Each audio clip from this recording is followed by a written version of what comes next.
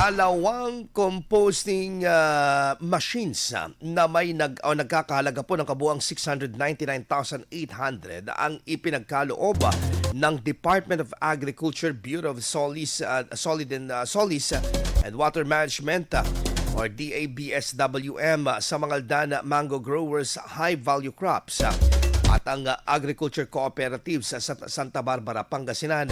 Kabilang sa mga binigay ang kagamitan ng isang rotary composer na nagkakalaga ng 454,870 pesos at isang biomass shredder machine na may halagang 244,930 pesos.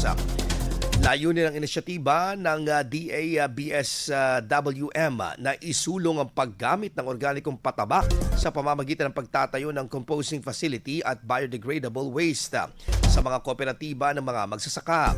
Sa tulong nito, inaasahang mapababa ang gastos sa pataba at pagpapalakas ng lokal na produksyon sa mga komunidad. Ayon sa mga opisyal ng kooperatiba, malaking tulong umano ang mga makinaryang ito sa pagpoproseso ng mga nabubulok na basura tungo sa organikong pataba na nakatutulong hindi lamang sa kalikasan kundi maging sa pagpapataas ng ani at kalidad ng mga produktong pang-agrikultura sa Mangaldan at karatig bayan. Patuloy namang hinihikayat ng DABSWM ang mga lokal na kooperatiba na paigtingin ang paggamit ng sustainable farming practices bilang bahagi ng kampanya para sa mas produktibong agrikultura sa rehiyon. IFM News. IFM News.